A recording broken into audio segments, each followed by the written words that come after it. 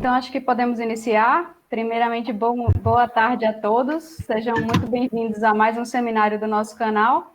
Hoje nós teremos a Maíra Dutra, pós-doutoranda na Universidade de Carleton, no Canadá. É um prazer para mim apresentar a Maíra. Nós somos amigas há muitos anos, nós fizemos bacharelado e mestrado pela UFPB, e depois ela foi fazer doutorado na França, na Universidade de Paris-Sud, e atualmente ela é pós-doutoranda na Universidade de Carleton, lá no Canadá. Ela atua na área de física de partículas, com ênfase em matéria escura e seus meios de produção, principalmente freeze-in e freeze-out e tudo relacionado a essas coisas aí, né, Maíra? Então, hoje a Maíra irá falar para nós sobre matéria escura FIMP e o portal de neutrinos. Maíra, eu gostaria muito de agradecer a sua participação, por ter aceitado o convite. É um prazer, mais uma vez, ter você aqui. E agora eu passo a palavra para você. Obrigada, Clarissa. Eu quero agradecer a apresentação de Clarissa e também o convite.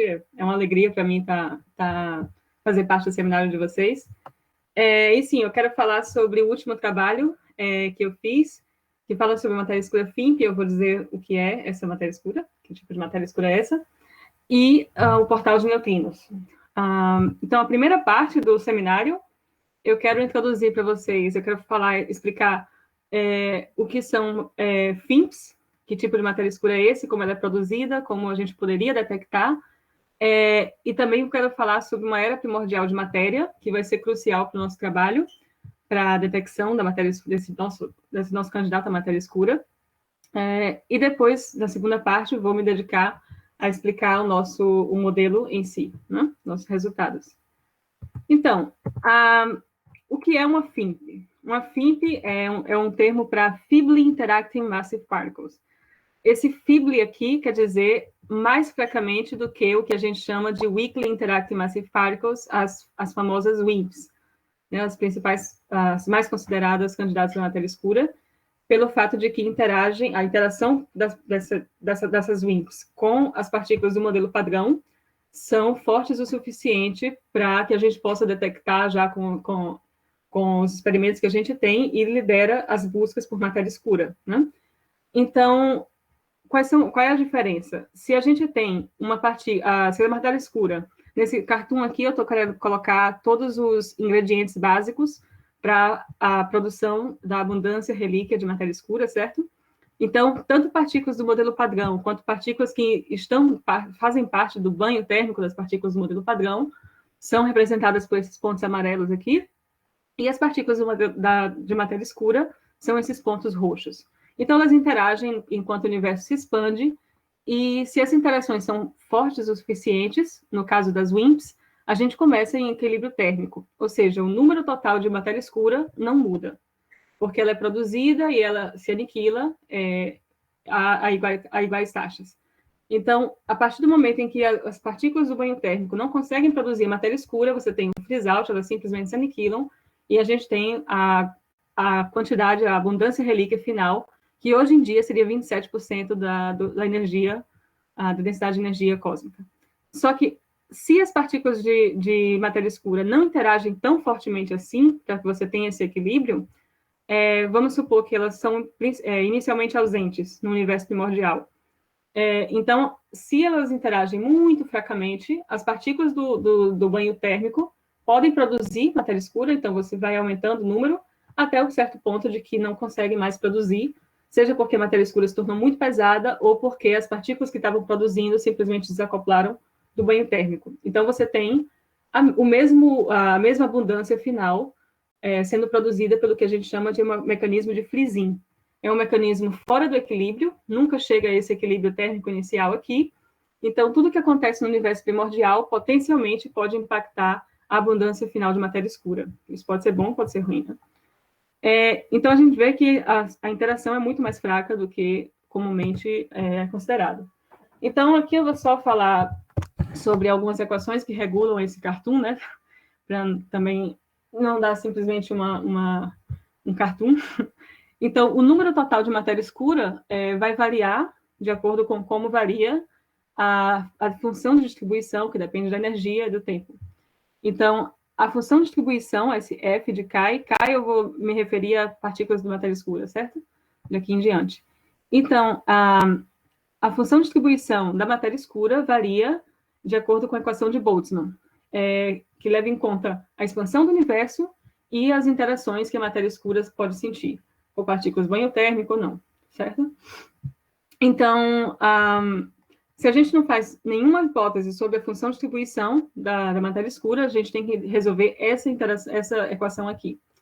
Só que, vamos supor que vai existir, né, interações que não variam, não fazem com que o número total de matéria escura varie, mas fazem com que a matéria escura possa trocar energia em momento com partículas do banho térmico, que eu estou chamando de B1 e B2, e se esse tipo de interação é efetiva, em comparação com a expansão do universo, então a gente sempre tem que comparar com a expansão do universo, com a taxa de expansão, as partículas de matéria escura são ditas parte do banho térmico, certo? Quando partilham a mesma temperatura. E, nesse caso, a gente vai poder usar essa aproximação da função de distribuição, vai ser proporcional à função de distribuição em equilíbrio, dada por Maxwell Boltzmann, Bose-Einstein, Fermi-Dirac. E, claro, se os tipos de interação que fazem com que o número de partículas de matéria escura variem são tipos de interação, por exemplo, decaimentos, aniquilações, que mudam o número total de matéria escura do estado inicial e final, certo? Então, se esse tipo de interação acontece em ambos sentidos, você vai ter um equilíbrio químico, porque a soma dos potenciais químicos iniciais e finais vão ser iguais. Em equilíbrio químico, nada acontece, né? Você simplesmente tem a diluição da matéria escura de acordo com a expansão do universo, a densidade de número se dilui, mas se você tem equilíbrio cinético, por exemplo, que é a hipótese que se faz sempre para resolver a evolução das WIMPs, se você tem equilíbrio cinético, você pode usar essa aproximação aqui, e você tem como escrever o termo de colisão dessa forma aqui, ou seja, se a gente considera que Chi faz parte do estado A, inicial A, a gente tem menos a aniquilação de A produzindo B, e, no caso mais, a B produzindo A, o termo de produção e o termo de aniquilação. Então, isso aqui seria a taxa de interação. Então, a taxa de interação a gente tem que comparar com a taxa de expansão. No freeze-out usual, a taxa de interação é sempre maior, vai ser maior do que Hubble, e a gente tem o freeze-out quando passa a ser menor. E se o equilíbrio químico nunca vai ser alcançado, a gente nunca vai ter matéria escura suficiente para produzir partículas do modelo padrão. Então, nesse caso, a gente vai ter simplesmente termos de produção da matéria escura a partir de partículas do banho térmico.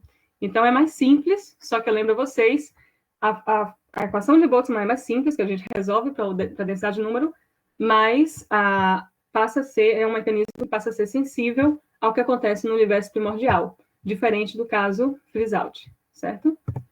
Então, essa densidade de número, a variação da densidade de número, a gente pode escrever em termos da abundância comóvel, a gente desconta a expansão do universo, e essa quantidade Y aqui é o que chama de yield, é simplesmente a densidade de número sobre a densidade de entropia. E se a gente não considera a produção de entropia, ou seja, isso aqui é zero, a gente vê que simplesmente, se a gente tem equilíbrio cinético, isso aqui vai ser zero, desculpa, equilíbrio químico, isso aqui vai ser zero, e então isso aqui vai ser zero, né? A variação temporal dessa abundância comóvel vai ser zero, e é o que a gente tem antes do freeze-out. Então, esse aqui é o caso das WIMPs, como a abundância comóvel varia com o tempo, que é o inverso da temperatura. Então, vai seguindo a abundância comóvel em equilíbrio até um certo ponto em que você tem o freeze-out.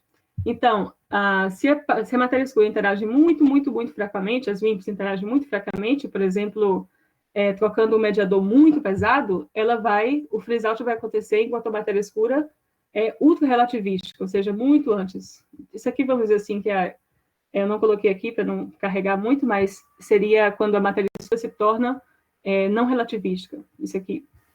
Então, no caso, quanto mais forte a interação, ou seja, nesse sentido aqui, mais a matéria escura pode se aniquilar, então você vai seguindo a curva de equilíbrio até o freeze-out. Isso é bem conhecido, né? Então, aqui, no caso, claro... Maíra, Desculpa. uma pergunta.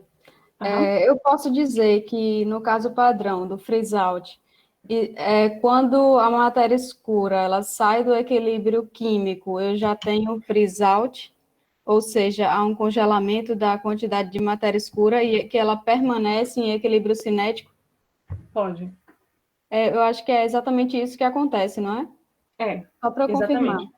Sim, eu quis chamar a atenção porque é bom a gente saber as hipóteses por trás, realmente, E a saber distinguir diferença. uma coisa de outra, né? Exatamente. Tem até... geralmente, o equilíbrio cinético acontece depois do químico. Então, por exemplo, tem até um trabalho do Brinkmann, do Thorsten Brinkmann, lembra? Sim, eu lembro. Que ele fala se o equilíbrio cinético acontece antes do equilíbrio químico, então essa equação aqui não é válida. Entendeu? Então, a gente tem que realmente comparar a taxa, sempre é uma questão de comparar a taxa de interação com a taxa de expansão. Então, para saber quando a gente tem um equilíbrio cinético, a gente compara a taxa de interação desse tipo de interação com a taxa de Hubble. Então, para a gente saber se é efetivo ou não, tem que saber se vai acontecer antes que o universo dobre de tamanho. E isso vai depender do modelo, mas geralmente isso aqui é mais, vamos dizer assim, é mais forte do que um processo de aniquilação. Então, vai acontecer geralmente depois do freeze-out, do equilíbrio químico. Mas o freeze-out vamos dizer assim, o apartamento do equilíbrio cinético, ou desculpa, químico. Certo? Perfeito, beleza, obrigada. Então, no caso das FIMPs, a gente simplesmente tem a matéria escura se acumulando até o ponto de chegar ao freezing, de completar o freezing, que o freezing seria esse processo de produção, né? Então, aqui eu também estou colocando 3 casos típicos para explicitar que tipo de coisa de evolução a gente tem da abundância comóvel. Então, de novo, se a matéria escura interage através de um mediador muito pesado, o freezing vai acontecer geralmente perto da massa desse mediador. Então, se o mediador é muito pesado, isso acontece muito antes, né, no universo primordial. No caso, quanto mais você interage, quanto mais a matéria escura interage, maior vai ser a taxa maior vai ser a abundância final de matéria escura. E, obviamente, a gente quer que, no fim, a gente tenha a quantidade de abundância que é inferida por Planck, certo? De 27% da energia do universo. Bom, a gente pode pensar assim, tem como a gente fazer fenomenologia, como a gente detectar a matéria escura FIMP? E a resposta é sim. Aqui eu selecionei alguns trabalhos que trabalham com isso, que exploram essa possibilidade, e talvez uma das principais formas de tentar detectar esse tipo de matéria escura é explorando a possibilidade de mediadores leves. Então, porque a gente sabe que se a matéria escura, se uma partícula troca um mediador muito pesado, essa é uma interação suprimida, e se o mediador é leve, a gente tem como amplificar a taxa de interação. Então, por exemplo, experimentos de detecção direta, que esperam que a matéria escura possa espalhar núcleos ou elétrons, tem como, vamos dizer assim, considerar... desculpa. A gente tem como esperar a possibilidade de trocar um mediador leve e que isso compense os acoplamentos minúsculos que seriam necessários para evitar o equilíbrio no universo primordial, certo? Essa é a ideia. Então, essa é a ideia desses trabalhos aqui. Ou seja, você viu que esse trabalho aqui já conseguiu mostrar que um modelo que tem o 1, uma carga, uma extensão de gauge do modelo padrão, o 1. Então, você tem um novo bóson de gauge à linha, se misturando com um fóton, ou seja, um dark fóton. Na escala de MeV, ou menor, muito, muito abaixo da escala de MeV, você tem como vincular esse tipo de matéria escura já com xenon one tom. certo? E também eles complementam com self-interaction, porque esse tipo de mediador leve pode amplificar também a alta interação da matéria escura, então eles também usam isso para vincular o modelo deles, e também o Dark Photon poderia decair de forma a modificar BBN, e isso também vincula o modelo. Então, você vê que é uma complementaridade que pode ser explorada. No caso também, você pode esperar que a gente pode detectar esse tipo de partículas com colisores e aceleradores, por exemplo, como foi feito nesse trabalho aqui. E você pode explicar o excesso do xenon, quem sabe, como foi recentemente proposto nesse trabalho aqui. Futuros experimentos, que esses sensei podem detectar espalhamento de elétrons nessa escala, então também deixo vocês com essa referência aqui. Outra coisa, um portal de Higgs, que seria, vamos dizer assim, uma extensão bem simples do modelo padrão, também pode acomodar FIMPs, mas geralmente são interações muito, muito fracas, e então não se tem como a gente usar detecção direta. Mas, se a gente considera uma era de matéria, como foi feito nesse trabalho aqui, com Nicolas Bernal, conhecido de vocês, a gente pode levar esse tipo de modelo a ser, vamos dizer assim, vinculável pela próxima geração de detecção direta, de experimentos de detecção direta. Então, é uma possibilidade também. E também FIMPs também conseguem ser vinculadas do ponto de vista de formação de estruturas. Então, esse trabalho aqui, por exemplo, vincula a massa de uma partícula produzida por frisin a ser maior do que dezenas de Kelvin. Outra coisa seriam explorar essa possibilidade de produzir matéria escura através de decaimentos de partículas do banho térmico e produzir, porque a ideia básica é a seguinte: são partículas que interagem muito, muito fracamente. Então, se você tem uma partícula, uma partícula que está acoplada com o modelo padrão, por isso eu coloquei azul aqui, interage muito fracamente, então o tempo de vida dela vai ser largo, vai ser grande. Então, mas ela interage com as partículas do modelo padrão, então elas podem ser produzidas por colisores e viajam centímetros até quilômetros, e podem decair em partículas do modelo padrão e matéria escura. Então, esses trabalhos aqui exploraram essa possibilidade e mostraram que já se pode vincular partículas de FIMPs dessa forma, certo? Com colisores. E você também tem, vamos dizer assim, prospects para vincular matéria escura com próximos futuros experimentos, por exemplo, MATUSLA, certo? Que procura detectar partículas, long-lived particles, que chama, seriam partículas com um tempo de vida bastante largo. E, finalmente, a gente poderia, nesse tipo de modelos em que você tem um acoplamento efetivo entre um escalar gerando fótons, você pode acoplar uma matéria escura e também gerar, por exemplo, X-ray line, que tem esse sinal que ainda é duvidosa a origem, não se sabe realmente qual é a origem desse sinal, mas poderia ser, a origem poderia ser matéria escura se aniquilando. Então, esses trabalhos exploram essa possibilidade com FIMPs também. Bom, e o nosso trabalho é uma contribuição a essa lista. A gente vai explorar detecção indireta de matéria escura FIMP e explorando também usando também uma era de matéria primordial.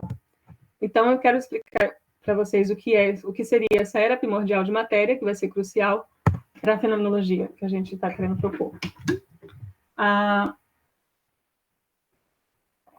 Bom, uma era primordial de matéria ela seria um fenômeno, um evento bastante geral. Por exemplo, se você tem no seu setor escuro, na sua extensão do modelo padrão, partículas que desacoplaram enquanto eram ultrarrelativísticas, então se desacoplaram do banho térmico e simplesmente evoluem de forma independente, só que por elas terem desacoplado enquanto não relativísticas, elas tranquilamente chegariam a dominar a energia do universo à medida que se tornassem não relativísticas, fossem se tornando não relativísticas. Então, no caso aqui, se a gente... então, a gente teria, vamos dizer assim, um cenário possível geral seria o seguinte: você tem inflação, você decai, você tem o ínflaton decaindo em partículas do modelo padrão, e nesse campo, além do modelo padrão, que seria o campo de matéria genérico, então você teria uma Early Radiation Dominated Era, que seria dominada pelas partículas do modelo padrão, produzidas pelo ínflaton. Depois, essa partícula, além do modelo padrão, se comportando como matéria, domina a energia do universo. Então, você tem esse período aqui, que ρm, que seria a densidade de número dessa partícula de matéria, é maior do que ρr, que seria de radiação. Então, você tem a era de matéria aqui. E, até um certo ponto, possivelmente, o decaimento dessa partícula fora do equilíbrio pode gerar entropia, pode gerar radiação. Então, você teria um período de produção de entropia, e, finalmente, esse campo decai completamente e você tem a era de radiação padrão, certo? E o importante é que isso teria que acabar antes da Big Bang nucleossíntese, antes da síntese dos elementos leves, que geralmente que seria em torno de 4 MeV. Então, esse é o cenário geral. A duração, vamos dizer assim, dessa era de matéria está relacionada com essa razão. A gente quantifica com esse delta, que vai ser importante depois. É simplesmente a razão entre a temperatura inicial, quando esse campo começa a dominar, e a temperatura de reheating, que é quando finalmente decai completamente, você tem o início da era de radiação, certo? Então, o importante para a matéria escura, para a abundância relíquia de matéria escura, é que a expansão, a taxa de expansão vai variar. Isso é super importante para a gente saber se uma partícula está em equilíbrio ou não, porque a gente sempre tem que comparar com a taxa de expansão de Hubble. Então, na era de radiação, a gente tem o T ao quadrado usual, a taxa de Hubble vai ser proporcional a T quadrado. Na era de matéria, sem produção de entropia, vai ser T sobre 2, e durante a produção de entropia, T a quarta. Certo? Então, a gente agora não pode mais simplesmente desconsiderar esse termo aqui de produção de entropia. Então, a gente vai ter que manter esse termo, e isso vai fazer com que a matéria escura se dê conta de que uma era de matéria aconteceu. Então, no caso das WIMPs, a gente sabe que a matéria escura acompanha a curva de equilíbrio. Então, eu não quis entrar muito em detalhe, mas simplesmente esse delta aqui seria a razão entre a entropia final, a entropia nesse momento aqui, e a entropia inicial, ou seja, simplesmente a razão entre as entropias. E é fácil a gente ver que esse delta simplesmente vai ser um fator de diluição da abundância comóvel final. Então, a gente sempre vai ter que, quanto maior for esse delta, maior vai ter que ser a diluição, maior vai ser esse gap entre o yield de antes e o yield que depois ficou. Então, pelo fato de que as WIMPs acompanham a curva de equilíbrio, para que a gente possa compensar essa diluição, as WIMPs têm que desacoplar antes do que normalmente desacoplariam se não houvesse essa era de matéria. Então, isso significa que as WIMPs têm que interagir mais fracamente para produzir para estar de acordo com Planck, com os resultados, com a abundância relíquia inferida por Planck, e se tiver uma era de matéria. Mas no caso das FIMPs, e isso aqui é super interessante para a gente, do ponto de vista fenomenológico, no caso das FIMPs, para que a gente consiga compensar a diluição, a gente precisa de maiores acoplamentos entre a matéria escura e as partículas do banho térmico. Então, a matéria escura FIMP precisa interagir mais fortemente para se acumular mais e depois diluir e produzir a abundância comóvel inferida. Certo? Essa é a ideia básica da era de matéria que a gente vai explorar. Então, agora eu vou falar sobre esse último trabalho, né? Portal de neutrinos, a matéria escura FIMP com uma era de matéria primordial. Então, aqui estamos eu e Clarissa, no piscinão de Ramos, exemplificando o mecanismo de Cisol que a gente vai usar no nosso modelo. nosso modelo seria o seguinte: a gente tem partículas do modelo padrão, e interagindo com as partículas do setor escuro, que seria composto por férmions e escalares escuros, através da troca de neutrinos pesados, esse N aqui, e a gente implementa o mecanismo de Cisol para a geração de massa de neutrinos, Cisol tipo 1. Então, essa aqui é a nossa Lagrangiana. A gente tem acoplamento de Yukawa entre os leptons padrões e os Higgs padrão com esse high-handed neutrino, e também termos de Yukawa para matéria escura, entre os férmions escalares dark, vamos dizer assim, com também o neutrino de mão direita. Então, a gente... Claro, isso aqui não é um parâmetro livre, isso vai depender do mecanismo de Cisol. A gente simplesmente usou vamos dizer assim, um cenário mínimo, simples, né, de Cisol. Por exemplo, cadê aqui? Seria o Yukawa, simplesmente determinou por fit global os parâmetros dos ângulos de mistura e a fase, desprezou as fases de Majorana e considerou essa matriz aqui como simplesmente identidade, e a gente poderia considerar isso aqui diferente, isso geraria vamos dizer assim, uma amplificação também na taxa, mas a gente preferiu deixar isso, explorar simplesmente o impacto da cosmologia, das hipóteses que a gente faz do lado cosmológico e não do lado de Cisol. Então, basicamente, esse é o nosso modelo.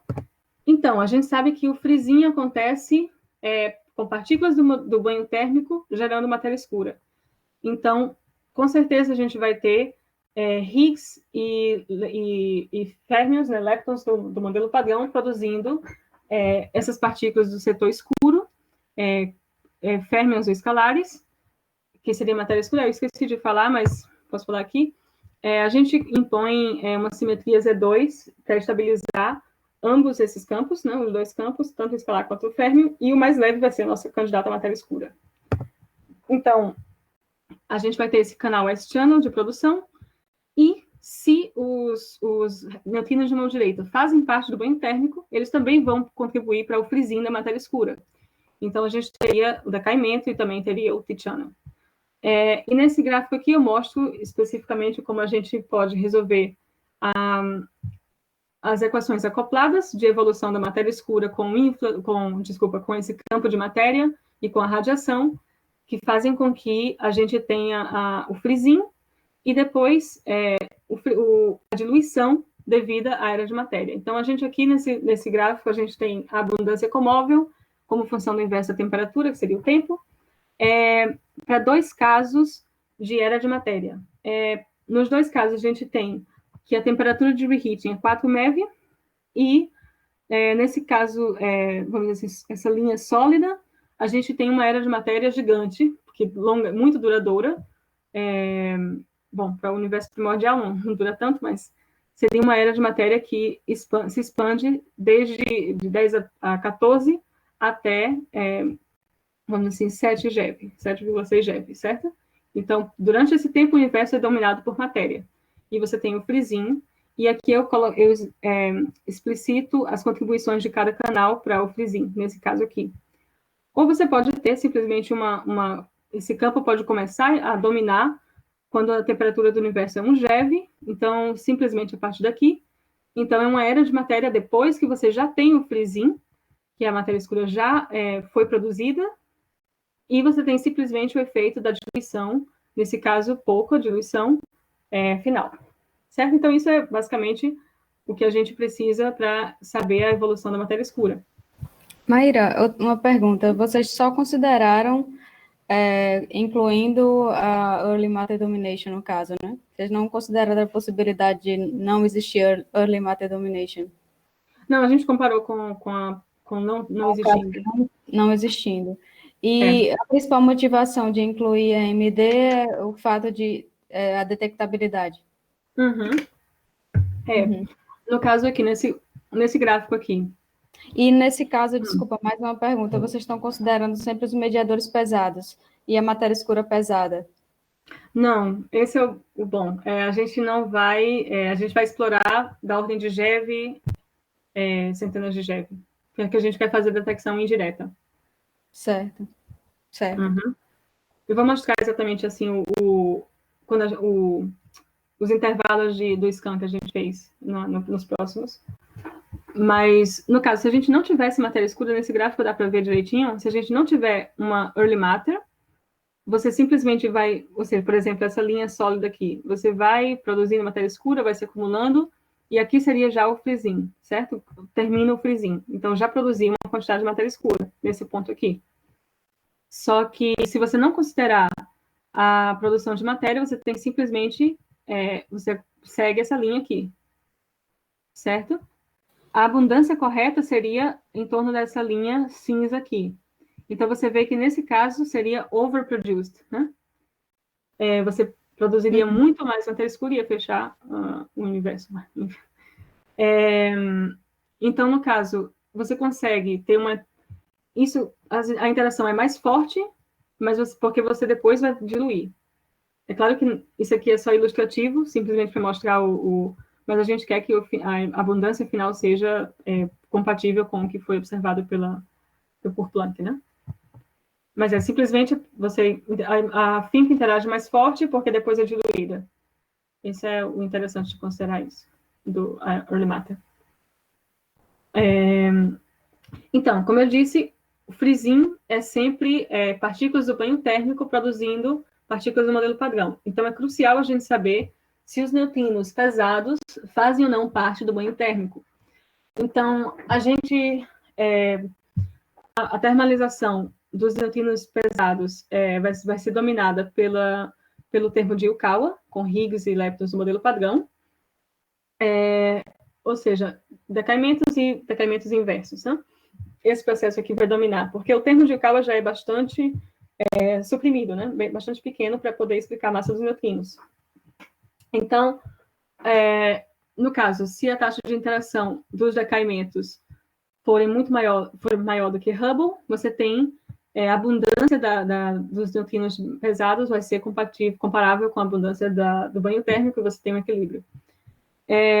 Então, nesses dois gráficos aqui, eu mostro a taxa de interação sobre a taxa de expansão, como função do tempo, do inverso da temperatura, para dois casos, na verdade, três casos, relacionados à era de matéria. Então, nessa linha sólida, não temos era de matéria, sempre era de radiação.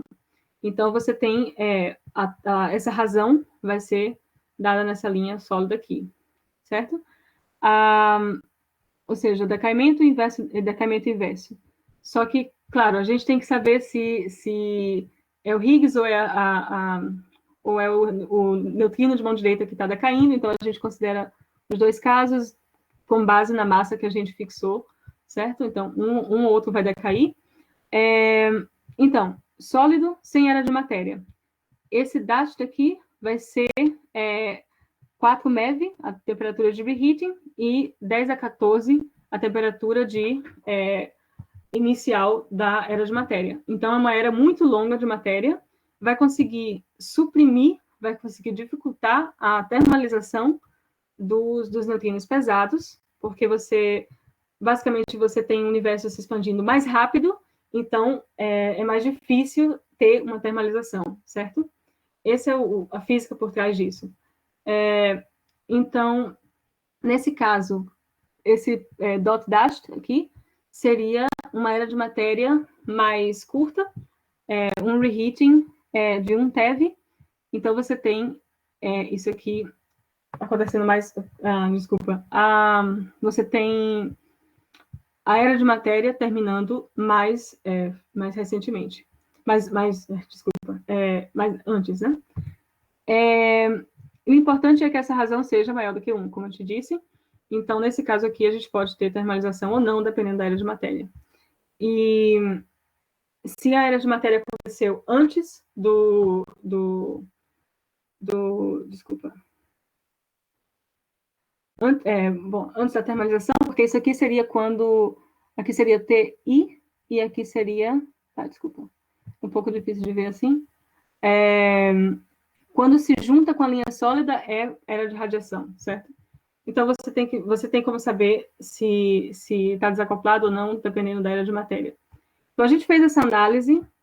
Claro, desculpa, uma coisa importante. A gente está considerando isso, a termalização ou não, a temperaturas que são relevantes para o frisinho, porque a gente está querendo saber exatamente se vai impactar ou não o frisinho. Então, entre essas linhas aqui, essas linhas cinzas, seria as temperaturas relevantes para o frisinho. Então, a gente quer saber se está acima ou abaixo de 1, essa razão é efetiva ou não, entre essas linhas aqui, certo? Então, essa foi a análise que a gente fez.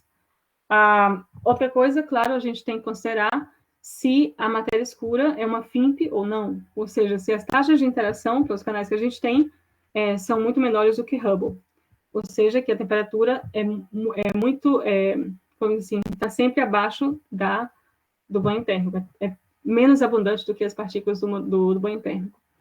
Então, de novo, se a gente tem um universo se expandindo mais rapidamente, é mais difícil que você tenha a interação. Então, as partículas precisariam interagir mais fortemente para estarem acopladas.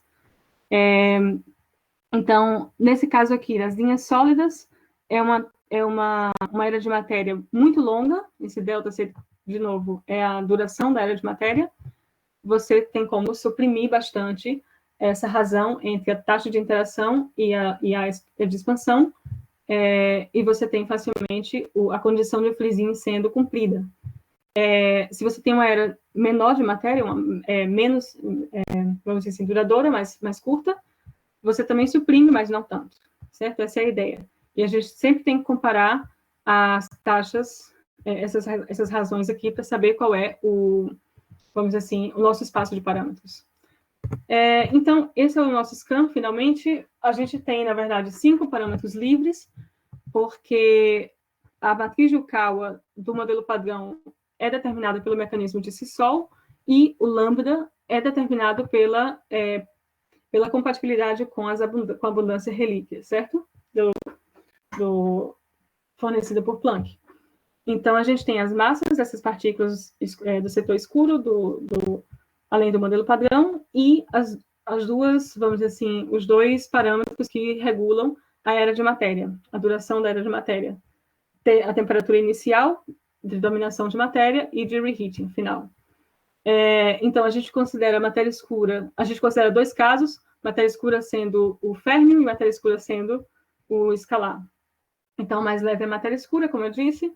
Então, aqui está de 1 GeV a 10 a quarta, a matéria escura, e o outro seria mais pesado, sempre. E os neutrinos de mão direita, de 10 GeV a 10 a 6 GeV. E aqui, no caso, a temperatura de reheating tem que ser maior sempre do que 4 MeV por causa do vínculo de BBN. Então, todos os pontos do nosso scan vão estar compatíveis com as condições de freezing que eu falei. Se o neutrino de mão direita estiver termalizado, todos os canais foram incluídos no cálculo da abundância. Se não estão termalizados, por aquele critério que eu falei, apenas o canal S, ou seja, Higgs e leptons produzindo matéria escura por canal S, vai ser considerado para o freezing. Então, detecção direta. Como seria a detecção direta nesse modelo? Seria bastante suprimido por loop, porque seria a única forma de você ligar a matéria escura aos quarks, seria através de loops assim, como a troca do Z, do modelo padrão, do bóson Z, e a gente simplesmente considerou as partículas, a matéria escura como férmio, porque nesse caso não vai ser suprimido, o loop não vai depender do momento, não vai ser suprimido. Então, esse seria o caso mais, vamos dizer assim, otimista de considerar. E uma coisa interessante desse tipo de detecção direta é que se os experimentos que usam targets diferentes, como o trabalho de Farinaldo foi explicado, descobrirem matéria escura, a gente tem como saber se a matéria escura é a sua antipartícula ou não, certo? Só que, se esse for o caso, não vai ser nesse modelo que a gente vai detectar a matéria escura, porque as taxas são muito suprimidas. Então, por detecção direta, considerando os parâmetros de Sisol que a gente usou, lembra que a gente não quis explorar nenhuma amplificação vinda do mecanismo de Sol, simplesmente vinda da era de matéria. Então, nesse caso, a gente não consegue vincular com a detecção direta, porque aqui a gente tem a seção de choque como função da massa da matéria escura, e aqui são os vínculos atuais e o vínculo futuro, de Shannon N-Tom. Então, você vê que a gente... E aqui são os pontos do nosso scan, ou seja, compatíveis com a abundância, com todos os vínculos que a gente usou. Condição de frisinho e tudo. Cinza é sem era de matéria. Então, os pontos cinzas não têm era de matéria, são simplesmente radiação. E os pontos coloridos têm uma era de matéria, e essa barra de cor aqui é a duração, está relacionada à duração dessa era de matéria. Deixa eu ver o tempo aqui.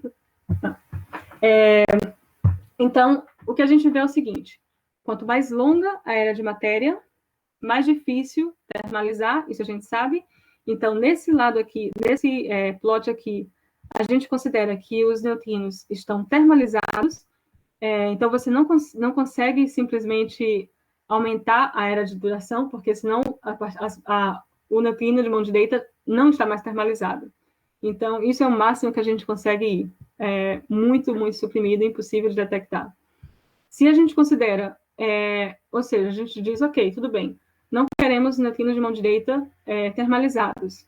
Então, simplesmente, o canal S vai contribuir. Nesse caso, como o canal S simplesmente contribui, o canal S recebe a contribuição do acoplamento de Yukawa padrão e o acoplamento de Yukawa escuro, né, que é o lambda. Então, nesse caso aqui, como o Yukawa é bastante suprimido, a gente vai precisar de um lambda muito maior. Então, nesse caso, a gente consegue, vamos ter um enhancement na taxa de detecção direta, mas ainda assim não é suficiente, certo? Quanto mais duradoura a era de matéria, maior vai ser o enhancement, mas não vai ser suficiente nesse caso. Então, basicamente, essa é a conclusão. Eras de matérias mais longas fazem com que N se desacople mais facilmente e exigem maiores acoplamentos para estar de acordo com a abundância correta. E a nossa análise conservadora, a gente poderia muito bem explorar a possibilidade de um enhancement vindo do setor cis-sol. O caso melhor para a gente detectar esse tipo de matéria escura é com detecção indireta. Então, a gente vê que a matéria escura pode se aniquilar em neutrinos de mão direita. No caso de serem mais pesadas, esses neutrinos de mão direita vão ser produzidos de forma real, né, um shell, e vão depois decair em partículas do modelo padrão. Então, dessa forma aqui, a gente consegue ter vínculos, a gente consegue ter, vamos dizer assim, raios gama finais, uma produção de raios gama finais, devido a esse decaimento, e a gente usou os resultados desse trabalho aqui, de Farinaldo e companhia, que vincula a aniquilação, a taxa de aniquilação de matéria escura em neutrinos de mão direita, diretamente, com o cis-sol tipo 1. Então, isso seria vinculado por Fermi-Latti e Hess, e aqui são os resultados. Então, considerando a matéria escura como férmions, como os dark férmions, aqui está, vamos dizer assim, um espaço de parâmetros, fornecendo frisinho, de acordo com o cis-sol, ou seja, como se diz, seria um espaço, vamos dizer assim, que a gente pode vincular com os modelos, certo? Nesse caso aqui, os neutrinos de mão direita estão termalizados, então o cálculo da abundância foi realizado com todos os canais, considerando todos os canais, decaimento, T-channel e S-channel, e nesse caso aqui, sem a termalização, então simplesmente o S-channel. Então, de novo, a gente vê que uma era de matéria longa, vamos dizer assim, mais para o vermelho, faz com que os neutrinos de mão direita tenham dificuldade em termalizar. Então, você vê que, nesse caso aqui, se estão termalizados, não é possível você vincular com os experimentos atuais, Fermi-Latti e Hess. E nesse caso aqui, que a gente abre mão disso e simplesmente considera S-channel, produzindo frisinho, a gente vê que é possível vamos dizer assim, vincular esse modelo com a detecção indireta atuais, certo?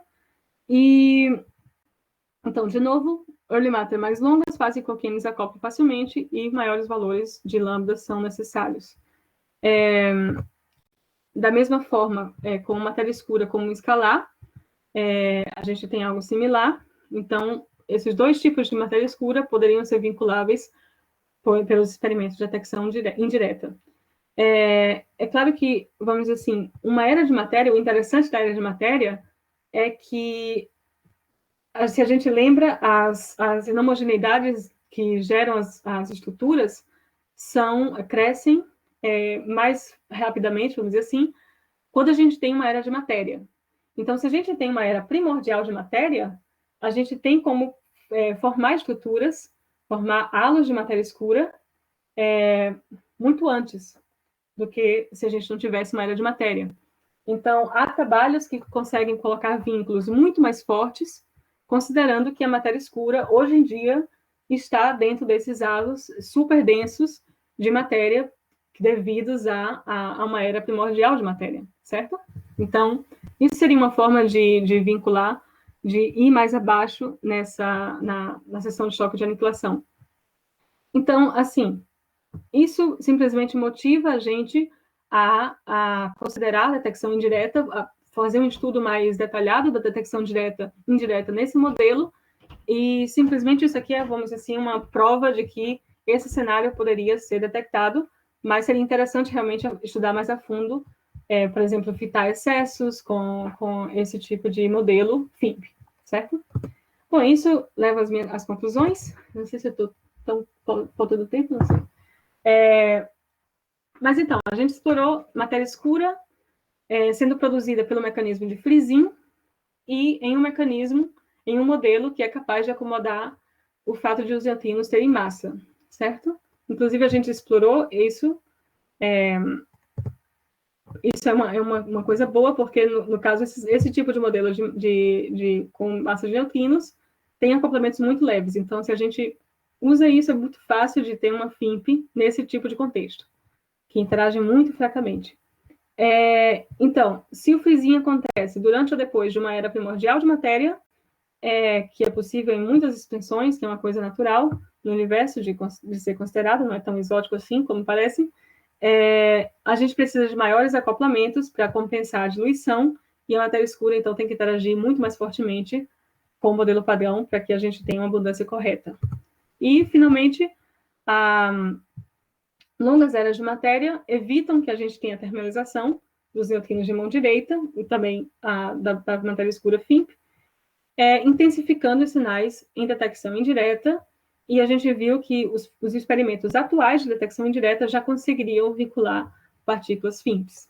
Então, é isso. Obrigada.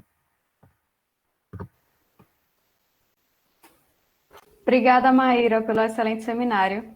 Obrigada. Eu gostaria de iniciar com uma pergunta sobre a parte de detecção mesmo, de FIMPs. Certo. Eu vi que você mostrou no slide que existe já alguns trabalhos que usam algumas formas de que você conseguir detectar essas FIMPs. Mas esses cenários são muito específicos ou são mais abrangentes? Tipo, o cenário geral da FIMP, o cenário standard, que a gente poderia dizer, ele é capaz de ser detectado realmente sem você incluir Early Matter Domination, sem você incluir nada? Sim, não, na verdade, tem vários tipos de modelos que são considerados. No caso, o portal de Higgs, pelo que eu vi, o portal de Higgs, primeiro, não são muitos trabalhos que conseguem fazer fenomenologia com FIMP. Esse eu fiz questão de catar na literatura, mas também não é, né, tão difícil assim. Os trabalhos que conseguem ter um modelo que é vinculável. Por exemplo, o portal de Higgs, que seria bem, bem simples, esse trabalho sim precisou considerar uma era de matéria para intensificar. Mas teve outros que não. Vamos assim, por exemplo, porque é bastante comum que, por exemplo, se a matéria escura é produzida por decaimento, que esse decaimento seja de uma partícula que vive bastante. Porque o decay width vai ser muito pequeno. Então, se o decay width é muito pequeno, o tempo de vida é bastante grande, e então os colisores podem vamos dizer assim, pode-se detectar as long-lived particles. Mas tem esse trabalho aqui, cadê? Eu não li todos, porque seriam 12 jornal clubes, né? Mas Mas, cadê? Vocês estão vendo a minha tela? Estamos vendo sua tela. Então, aqui... Certo. Deixa eu ver. Botar assim.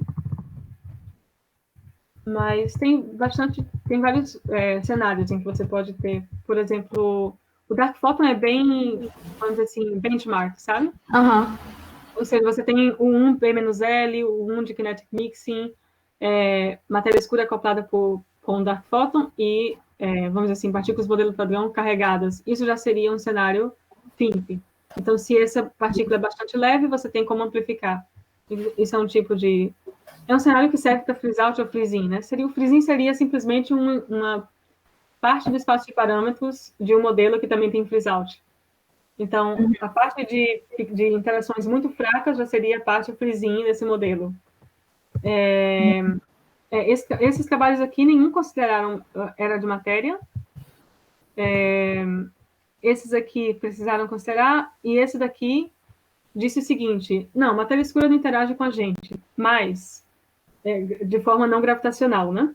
Mas se ela interage entre si, se tem ela pode colidir entre si, você tem vínculos de formação de estrutura, então também tem como vincular. Por isso.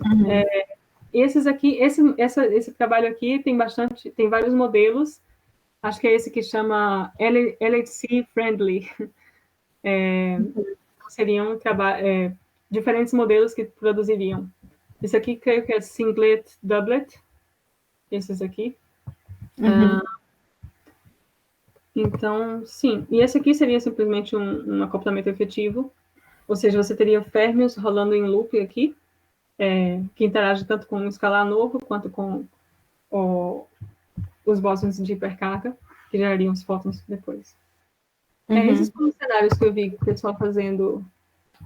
Porque realmente a fenomenologia mesmo do freeze-in, né? Porque nesse caso daqui da gente, realmente, sem considerar early matter, não tem como a gente... Fica inviável, né? Você conseguir ter algum sinal do modelo, né? Aí a questão só para os mais jovens é que você não tem como saber se o seu modelo está correto ou não, basicamente, né? Você não tem como testar se o seu modelo é o correto. A ideia basicamente é essa, do freeze-in, né? Eu tenho uma pergunta aqui do Técio. Não entendi muito. Comentário?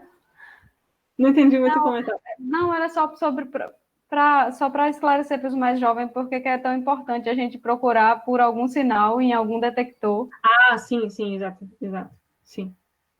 Porque aí vai do não fazer só a teoria pela teoria, mas saber que se aquela teoria vai se concretizar de alguma forma, né? Exatamente. Aí eu tenho uma pergunta do Técio aqui. Ele está com o microfone desligado, então não pode abrir para falar. A era de matéria é simplesmente assumida que ocorre ou algum campo no modelo realiza ela explicitamente?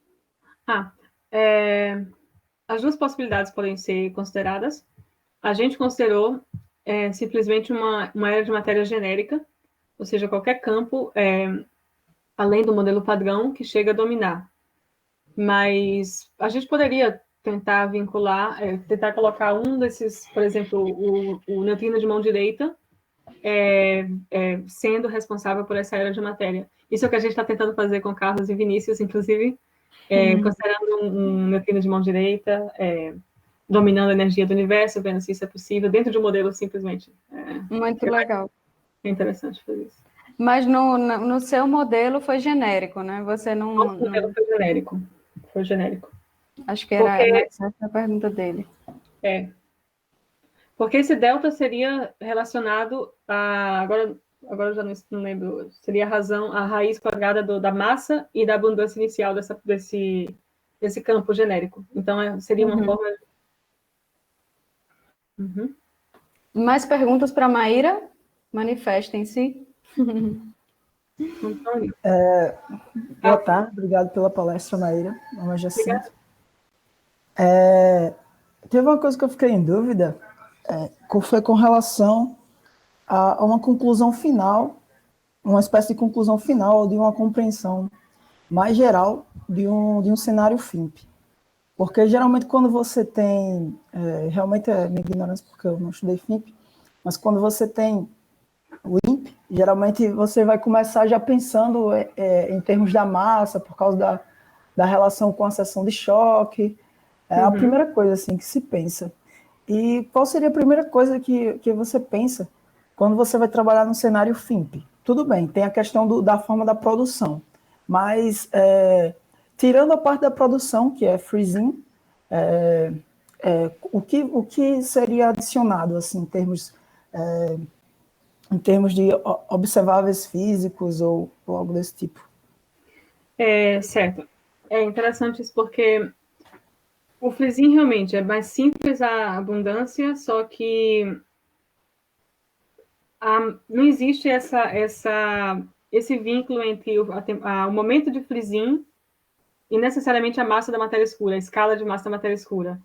Então, a gente tem bastante liberdade para saber quais são as escalas importantes. Então, se a gente... Mas tem como, vamos dizer assim, propor um cenário, um modelo qualquer, e... Bom, aí é interessante essa pergunta. Porque, assim, o tipo de interação vai dizer de que forma, vamos dizer assim, a taxa de interação depende com a temperatura. Se depende muito fortemente da temperatura, tudo vai acontecer assim que der, vamos dizer assim, muito, muito antes do universo. Se essa dependência da temperatura não é muito forte, então tudo vai acontecer, aí sim, o freezing acontece perto da massa da matéria escura. Mas isso já depende do modelo, isso é bastante então, modelo. nesse caso, a forma mais geral seria a relação com a temperatura do universo mesmo, né? Porque, basicamente, no caso da WIMP, você também tem essa relação, só que a WIMP, ela tem, de certa forma, ela tem um constraint maior, assim, com relação à temperatura, né? Porque você tem que segurar ali para poder gerar a WIMP, digamos assim. Geralmente é quando é não relativística que já começa. Exato. A FIMP é mais fácil, mas é mais difícil nesse sentido, porque justamente é como você tem que, pelo menos a experiência que eu tenho, talvez não é tanta, né? Mas justamente eu tenho que sentar, fazer as contas e ver quando é que vai ter o freezing. Mas geralmente o freezing acontece o quê? Quando você tem, por exemplo, a supressão de Boltzmann, não sei se está familiar com isso. Sim, sim. Por exemplo, se a partícula é muito pesada, quando já começa a ser não relativística, ela vai desacoplar do plasma, não vai mais contribuir, não vai mais estar lá para produzir matéria escura.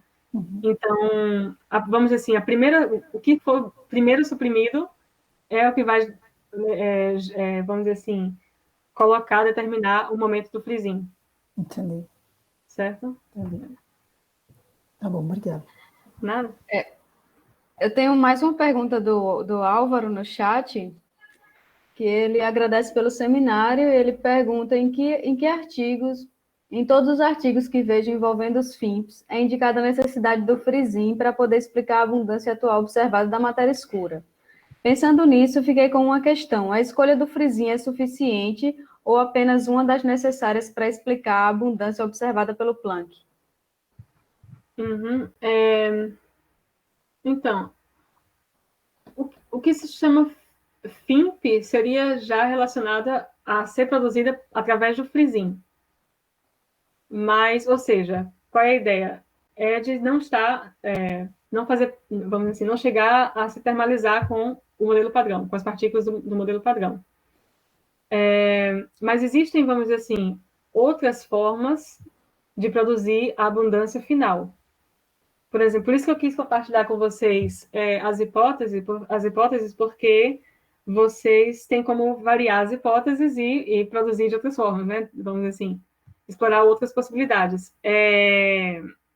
Então, você pode ter, por exemplo, um banho térmico escuro, que não seja do modelo padrão, que está termalizado, só que vai ser, vamos dizer assim, o que chama de dark freeze-out. Você tem um banho térmico paralelo, vamos dizer assim, mais frio do que o universo, do que o banho térmico padrão. Então, você pode ter uma variação Você também pode ter outros mecanismos, ou seja, de matéria escura que não são produzidas depois do equilíbrio com as partículas do modelo padrão. você pode ter outros setores escuros, você pode ter algo mais complexo, você pode ter justamente uma combinação das duas coisas, um freeze out, depois um freeze in, existem outras possibilidades, sim. Tem várias possibilidades, né? Mas com relação ao FIMP, é o freezinho. O que tem até tipo, tem pessoas que chamam FIMPs de Freezing Dark Matter ou Feebly Interacting Massive Particles, né? Uhum. Mas sim, o FIMP seria produzida por Freezing. Uhum. Mas como é algo assim que é novo, vai, né, meio fluido ainda a definição. Mas... Tem outra pergunta do Paulo Rogério, e ele pergunta, em relação aos neutrinos de mão direita abordados, há trabalhos ou cenários relacionando FIMPs e leptogênese? Isso é o que a gente está fazendo agora. Isso é o que a gente está querendo fazer agora. Sim, porque a gente está querendo saber se, nesse cenário, a gente tem leptogênesis pelo decaimento do neutrino de mão direita, e a gente está com essa era de matéria. Então, a gente está querendo saber se essa leptogênese pode acontecer mais tarde no universo, ou seja, a menores escalas. Seria low scale leptogênese, né? A gente está querendo saber se isso é possível. Mas, aí, nesse caso, desculpa. Aí, nesse caso, você está falando de uma leptogênese que seria mais atual e não aquela padrão? Que aconteceria no universo mais velho, no caso, mais próximo do universo atual? Ou seria exatamente nesse período? Nesse caso, para resolver alguns problemas que tem Eu não sei se entendo direito a pergunta, mas assim, a leptogênese seria você produzir leptons e antileptons de forma diferente, e isso geraria a bariogênese, né? Depois da transição eletrofraca. Então, sim, isso seria em torno de 100 GeV, né? Antes disso, você já teria que produzir leptons de forma diferente de antileptons. Então, no nosso modelo, a gente... Que você tinha falado de formação de estrutura em uma parte, aí eu pensei que você tinha falado, e como essa FIMP ela pode ter uma massa que pode ser da ordem de MeV, eu pensei que você estava falando algo associado a uma espécie de como é que é, de resolver problema de potência do espectro em pequenas escalas de formação de estrutura, entendeu? Aí eu confundi, desculpe. Não, pode... talvez não. Sim, são coisas independentes que... Mas sim, pode estar relacionado, mas seriam independentes.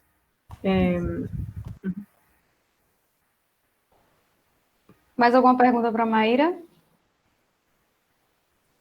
Enquanto isso, eu tenho uma última curiosidade. É possível, existe alguma forma de você saber se realmente um período dominado por matéria existiu? Ou seja, existe algum sinal detectável de que eu posso dizer, não, o universo foi dominado por radiação, ou não, houve um período dominado por matéria no universo? Essa parte interessante desse tipo de mecanismo, porque é dependente do que aconteceu no universo primordial. Então, vamos dizer assim, na ocasião de um sinal que a matéria escura foi detectada, isso é matéria escura, então ele vai começar a corrida para entender como é esse sinal, o que explica esse sinal. Então, com certeza vai haver vários cenários que vão explicar esse tipo de sinal. Só que um tipo de cenário que depende do universo primordial vai ter um parâmetro livre extra. Então, seria uma questão de realmente explorar complementariedade entre vários tipos de experimento para saber se faz ou não sentido que esse parâmetro livre relacionado ao modelo ao universo primordial seja acomodado ou não. Isso vai depender mas sim, seria já o começo de uma outra história já. Mas sim, tem pessoas que assim os advogados das WIMPs, né, vamos dizer assim, quem fala, não, é interessante isso porque simplesmente faz com que você não precise usar os parâmetros relacionados às condições iniciais. Então, é interessante nesse sentido, porque você tem menos parâmetros. Mas, por outro lado, os modelos estão se tornando cada vez mais complexos, que vão ter que considerar outros parâmetros. Então, é verdade. Por isso que passou a ser interessante já considerar modelos que têm outros parâmetros mais relacionados ao universo primordial. Eu tenho mais uma pergunta no chat da Camila. Ela fala que eu tenho uma pergunta numa linha parecida com a do Jacinto. Por mais que haja uma liberdade maior no cenário FIMP quanto à massa, etc., eu gostaria de saber se tem como dizer o quão mais fraca é essa interação em relação ao cenário WIMP. Uhum. Certo. Tudo isso depende do modelo. Então, cada modelo você pode ter, vamos dizer assim, você pega o seu espaço de parâmetros e compara a produção, vamos dizer assim, dominante, a taxa de produção, com Hubble. Então, você vai ter, vamos dizer assim, no seu espaço de parâmetros, uma certa linha divisória que vai mostrar quando é que a taxa de interação vai ser igual a Hubble. Então, abaixo disso, você vai ter freeze-in e acima disso, você vai ter freeze-out. Então, acima disso, você tem que calcular a abundância com base no freeze-out e abaixo disso, no freeze-in. Mas, sim, cada modelo vai ter, vamos dizer assim, um espaço de fase, um diagrama de fase, mostrando os tipos de produção. Mostrando essa relação, né? Uhum. Ok, mais alguma pergunta? Última chance.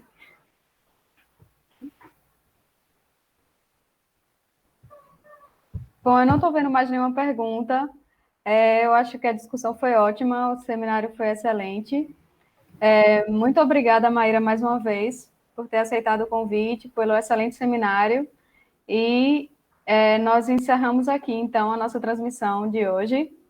Muito obrigada a todos que participaram Muito e que obrigada. assistiram. Tchau, tchau, gente.